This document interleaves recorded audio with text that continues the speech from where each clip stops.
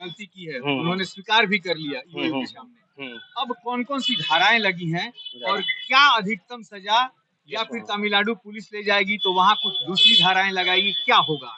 ये तो सबसे पहली बात इन्वेस्टिगेशन का है। धाराई तो प्राइमा फेसाई पुलिस जो भी उनके नज़र में आता है वो उस सेक्शन में रेलेवेंट सेक्शन में एफआईआर दर्ज करती है और एफआईआर मेरे कलीग के पास ऑलरेडी मौजूद है। इनके पास एफआईआर।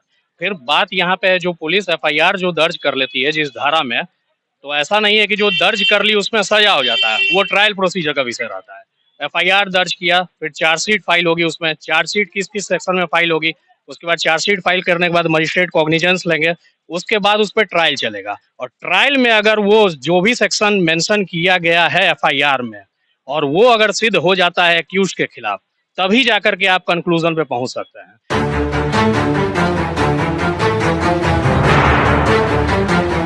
बिना ट्रायल प्रोसीजर पार किए आप डायरेक्ट जंप नहीं कर सकते हैं कंक्लूजन में। तो पुलिस का जो भी हो धारा, इन्वेस्टिगेशन जो भी करे, चार्जशीट जो भी फाइल करे, अगर वो प्राइमा फेसाई साबित होता है कि हाँ ये चार्जेस हैं, तब चार्ज फ्रेम होगा, अदरवाइज वो ट्रायल भी उसकी पूरी नहीं होगी अगर उस सेक्शन में चार्ज फ्रेम नहीं होता है। तो पुलिस का है जो प्रक्रिया है अरेस्टिंग का भी, अगर आप मनीष कश्यप के अरेस्टिंग का भी प्रक्रिया देखिएगा तो उसमें भी मुझे कुछ दिक्कत दिख रही थी। अननेसेसरी रिस्ट्रेंट किया गया था उसको, जबकि सेक्शन 49 ऑफ सीआरपीसी कहता है कि अननेसेसरी रिस्ट्रेंट नहीं किया जाए। एक काला कपड़ा उसके मुंह पे डाला गया था, हाथ में हथकड़ी थी।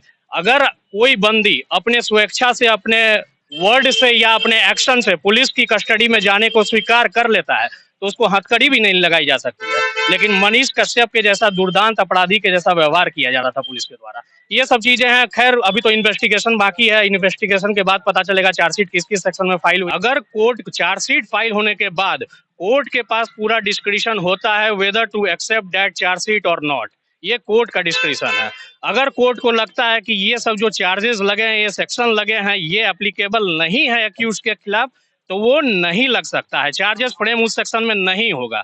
और अगर जब चार्जेस फ्रेम होगा, फिर भी अगर चार्ज फ्रेम हो भी जाता है तो फिर भी उसके बाद एविडेंस, रूल ऑफ एविडेंस वहां पे आएगा। अगर आपको साबित करना होगा एविडेंस से, तब जाके आप कंक्लूजन पे, उस जजमेंट पे पहुंच सकते हैं कि जो ये पुलिस चाह रही है। वकील साहब, एविडेंस तो उनके इलेक्ट्रॉनिक्स भी मिले हैं उनके वो ऑफिस से, ठीक है, बहुत कुछ मिल चुका है। वो ठीक है। ये एविडेंस अभी पुलिस के नजर में है, ये एविडेंस अभी कोर्ट में नहीं आया है। इन्वेस्टिगेशन के दौरान क्या एविडेंस मिले हैं ये तो मजिस्ट्रेट के पास अभी पहुंचा नहीं है, कोर्ट के पास अभी पहुंचा नहीं है। तो उस एविडेंस अभी तक क्या है नहीं है, उस पर जल्दबाजी होगा अभी कंक्लूजन ड्रॉ करना। हम कि पटना के कुछ कोचिंग संस्थान है, उनके अकाउंट से ट्रांसफर हुआ है, डेफिनेटली बहुत सी चार्जेस बहुत से चार्जेस हैं।